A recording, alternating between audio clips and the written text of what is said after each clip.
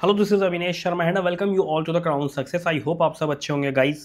Uttarakhand series की Uttarakhand GS की series में हमारा ये नेक्स्ट लेक्चर है और पीछे मैं आपको दिखाता हूँ कुछ आर्थिक गतिविधियाँ थी जिनको मैं डिस्कस करता हूँ आज। हालांकि जो मेन उसमें चार्ट है, मेन इंपॉर्टेंट चीज़ें हैं वो तो आपको नोट ही करनी पड़ेंगी। मैं आपको बड़ा करके ये शो कर दूंगा यहाँ पर, आप उसका स्क्रीनशॉट ले लेना। जैसे ये उत्तराखंड आर्थिक परिदृश्य के बारे में है, ठीक है।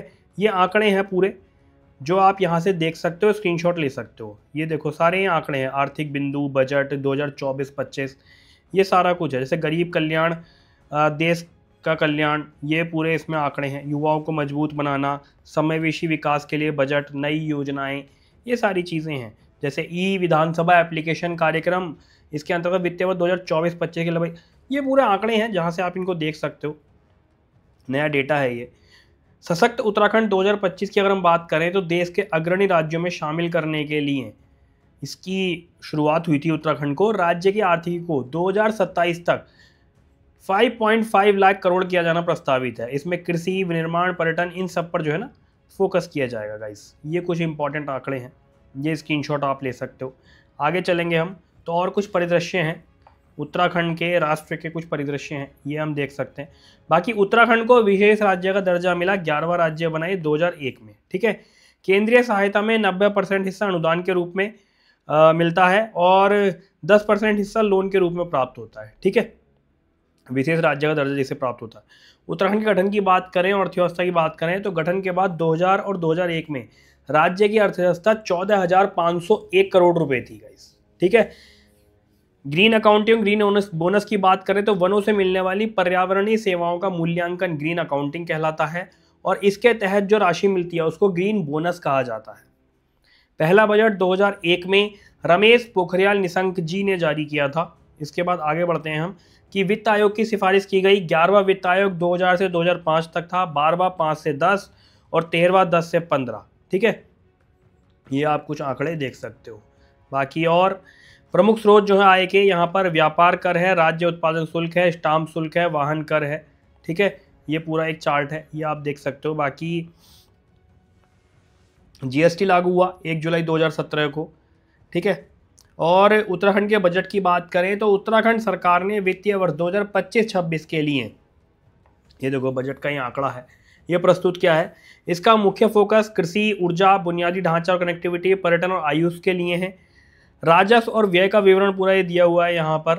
इसके अलावा प्रमुख आवंटन जो है जल संसाधन और सिंचाई के लिए है, सड़क परिवहन के लिए। वित्तीय प्रबंधन की अगर हम बात करें तो वेतन, पेंशन, ऋण अदायगी, ये सारी कुछ चीज़ें हैं इसमें। मुख्य सारे आंकड़े हैं आज ये चैप्टर में। मुख्य जो चीज़ है ना कल्याणकारी योजनाएं, और इसके बारे में हम पढ़ेंगे। हालांकि पिछले लेक्चर ये मैंने डेटा तो आपको उपलब्ध करा ही दिया है, आगे की बस जो वीडियोज़ में जिनके लिए है ये ज़रूरी, उनके लिए मैं बता रहा हूँ ये, तो आप ये देख सकते हो इसको। बाकी बैंकिंग व्यवस्था के बारे में अगर हम बात करें तो वर्तमान में राज्य में कुल 32 बैंक कार्यरत हैं, जिसकी 2466 शाखाएं हैं। 12 सार्वजनिक क्षेत्र के बैंक है, एक क्षेत्रीय ग्रामीण बैंक है उत्तराखंड ग्रामीण बैंक, 14 निजी बैंक हैं और 4 स्मॉल फाइनेंस हैं और सहकारी बैंक शामिल हैं इसमें। ये कुछ पूरा डेटा है, ठीक है। ये भी आप देख सकते हो, उसका स्क्रीनशॉट भी ले सकते हो आप गाइस। औद्योगिक आस्थान की बात करें तो हरिद्वार औद्योगिक क्षेत्र है, रुद्रपुर औद्योगिक क्षेत्र है, या ऑटोमोबाइल, खाद्य प्रसंस्करण, इलेक्ट्रॉनिक उद्योग के लिए जाना जाता है ये।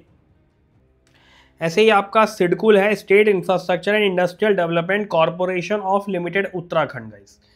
इसमें क्या है कि औद्योगिक आस्थान विकसित किए गए। प्रमुख और भारी उद्योग की, मध्यम उद्योग की बात, ऑटोमोबाइल उद्योग, फार्मास्यूटिकल, इंजीनियरिंग, इलेक्ट्रॉनिक्स, सूक्ष्म। आज के इसमें ना क्या है कि मेन डेटा है वो आपको याद करना है। चीनी उद्योग की बात करें इसमें तो टोटल 8 हैं जो कि सहकारी क्षेत्र की चीनी मिलें हैं। बाजपुर में है, नादेही में है, गदरपुर में, सितारगंज में है।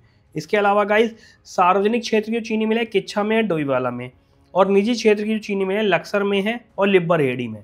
लक्सर की है Rai Bahadur Narayan Singh Sugar Mill Limited और लिब्बरहेड़ी में है उत्तरम शुगर मिल्स लिमिटेड, ठीक है गाइस। ये चीज़ें। सीमेंट उद्योग की बात करें तो स्टेडिया केमिकल्स लिमिटेड है ऋषिकेश में, रानी पोखरी सीमेंट फैक्ट्री है रानी पोखरी में, कुआनवाला सीमेंट फैक्ट्री है गुनियाल गांव, और राजपुर देहरादून में। ठीक है,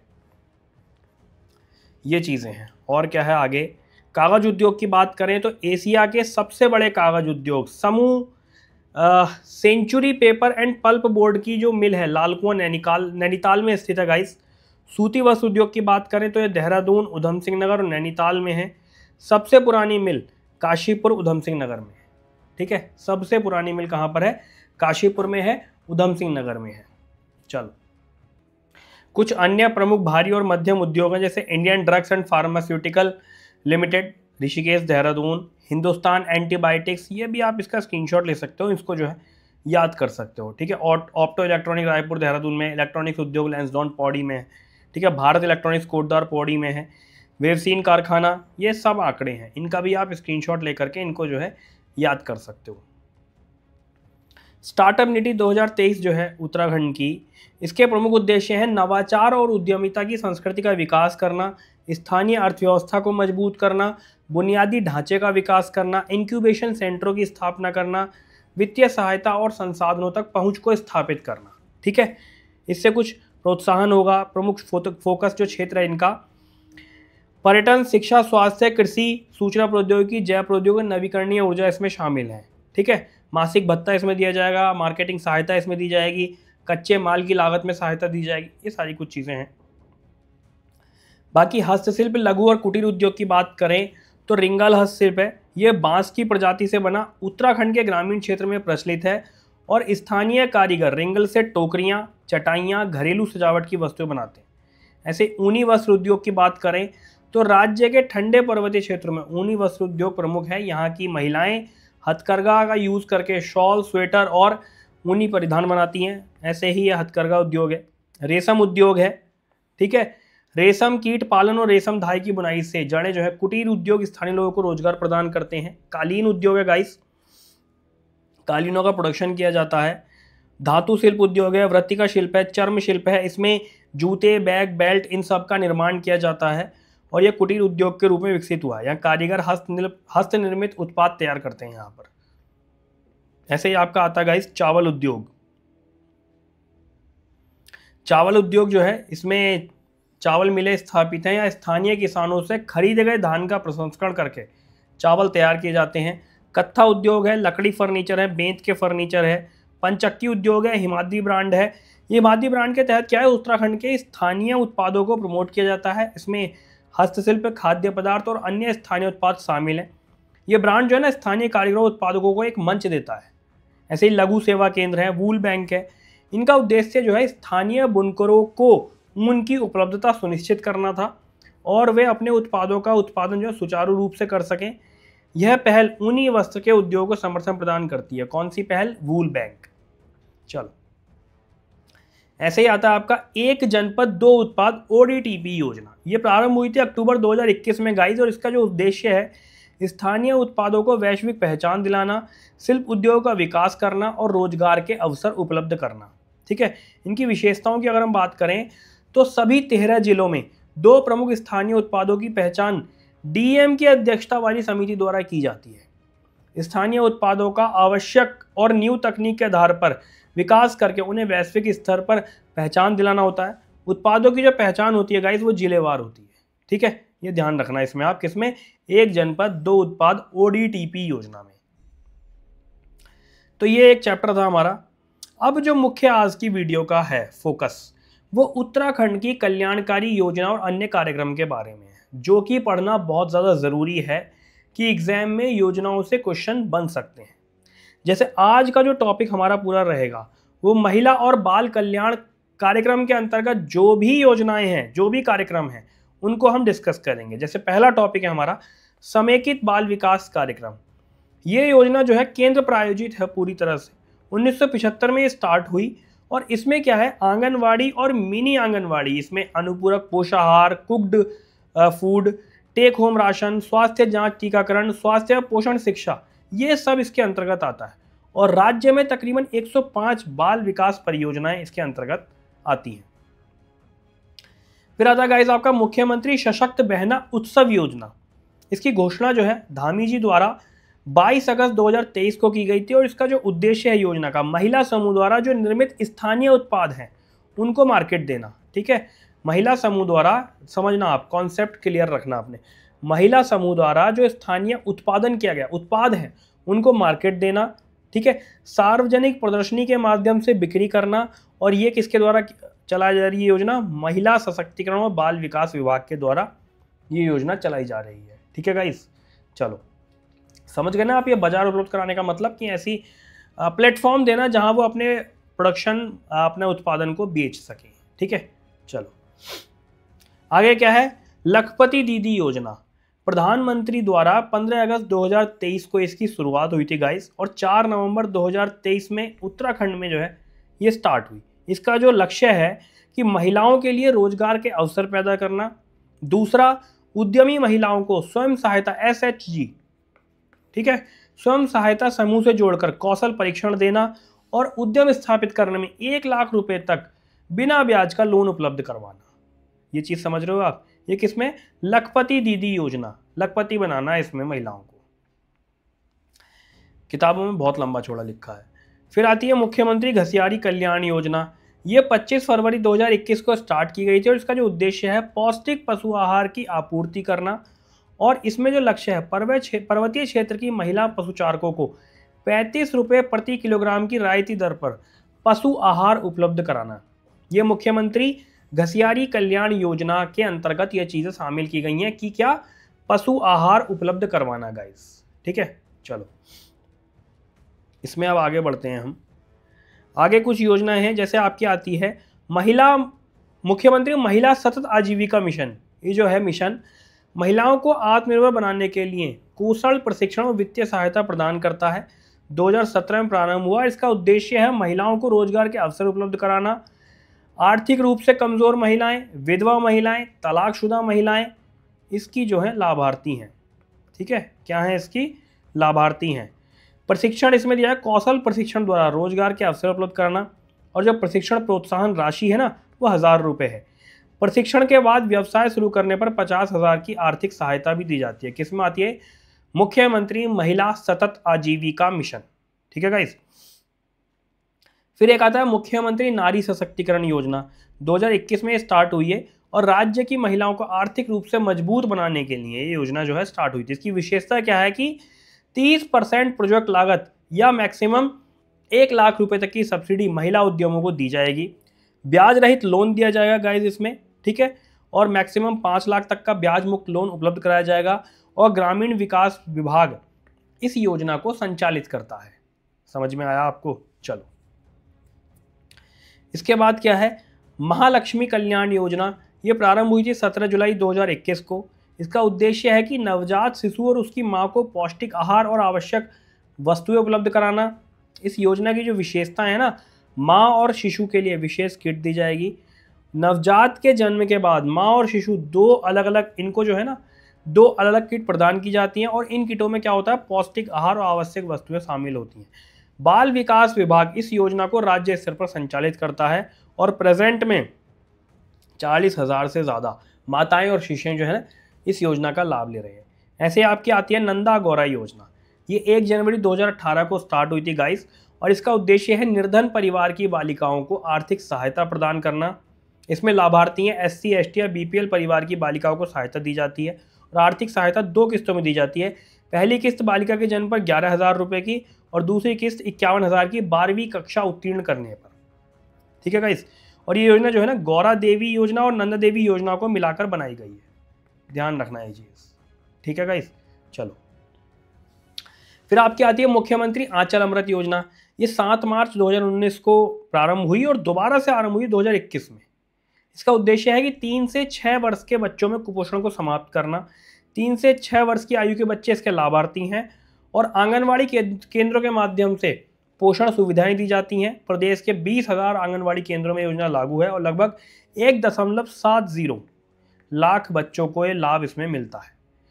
सप्ताह में 4 दिन बच्चों को मीठा दूध दिया जाता है इसमें कुपोषण दूर करने के। फिर आता है आपका वैष्णवी सुरक्षा योजना गाइस। 24 फरवरी 2018 को इसका प्रारंभ हुआ था। उद्देश्य है लिंगानुपात में वृद्धि करना, और इसमें लाभार्थी जो है प्राथमिक स्वास्थ्य केंद्र या सरकारी अस्पताल में जन्म लेने वाली बालिकाएं, और इसमें जो है ना आवश्यक उपभोग सामग्री की दी जाती है वैष्णवी किट के नाम से, और महिला और बाल विकास विभाग इसका संचालन करता है। ये नवजात बालिकाओं को आवश्यक वस्तुएं उपलब्ध कराकर उनके पोषण और देखभाल में उनकी मदद करती है। ठीक है, वैष्णवी सुरक्षा योजना, स्क्रीनशॉट भी ले सकते हो आप। आगे बढ़ते हैं गाइस, प्रधानमंत्री मातृ वंदना योजना है, इसकी प्रारंभ तिथि है 1 जनवरी 2017 और उत्तराखंड में 2 दिसंबर 2019। 2 दिसंबर 2019, ध्यान रखना, ये कंफ्यूज मत होना बिल्कुल भी। और इसमें उद्देश्य क्या है कि गर्भवती और स्तनपान कराने वाली महिलाओं को पोषण प्रदान करना। लाभार्थी हैं इसमें पहली बार मां बनने वाली महिला और शिशु। आर्थिक सहायता 2 किस्तों में 5,000 दी जाती है। और दूसरे बच्चे पर क्या लाभ है, यदि बच्ची जन्म लेती है यानी कि लड़की कन्या जन्म लेती है तो 6,000 रुपये की सहायता दी जाती है। और इसका पहले नाम था इंदिरा गांधी मातृत्व सहयोग योजना। कब से पहले? 2017 से पहले गाइस। ठीक है, आगे बढ़ते हैं हम। आगे आपकी आती है बेटी बचाओ बेटी पढ़ाओ योजना। ये 2015 में आप सभी को पता है प्रधानमंत्री द्वारा शुरुआत की गई थी और पानीपत हरियाणा से इसकी शुरुआत हुई थी। इसका उद्देश्य है शिशु लिंगानुपात में वृद्धि और बालिकाओं की शिक्षा को सुनिश्चित करना। 3 मंत्रालय इसको संचालित करते हैं। एक आपका आता है महिला व बाल विकास मंत्रालय, दूसरा आता है स्वास्थ्य और परिवार कल्याण मंत्रालय और तीसरा आता है मानव संसाधन विकास मंत्रालय। उत्तराखंड में भी प्रारंभिक जिले हैं जहां पर ये योजना लागू हुई।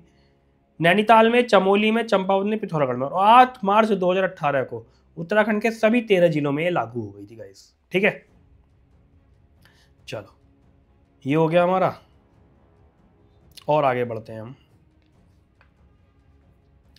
फिर आपकी आती है राष्ट्रीय पोषण मिशन यानी कि पोषण अभियान।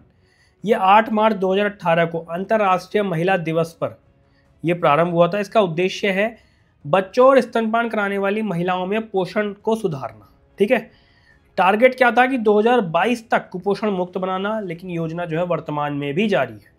नीति आयोग द्वारा तैयार किया गया इस मिशन को और इसका 25 मई 2018 को नाम बदलकर पोषण अभियान रखा गया। इसमें लाभार्थी कौन है? 0 से 6 वर्ष के बच्चे, गर्भवती महिलाएं, स्तनपान कराने वाली माताएं और किशोरियां। मुख्य सुधार इसमें है कि 6 वर्ष तक के बच्चों में बोनापन, अल्पपोषण, कम वजन को 2% की वार्षिक दर से कम करना और स्तनपान कराने वाली महिलाओं और किशोरियों में एनीमिया को 3% वार्षिक दर से कम करना। ठीक है गाइस, ये जो योजना है कुपोषण को समाप्त करने और महिलाओं और बच्चों के स्वास्थ्य को बेहतर बनाने के लिए चलाई जा रही है।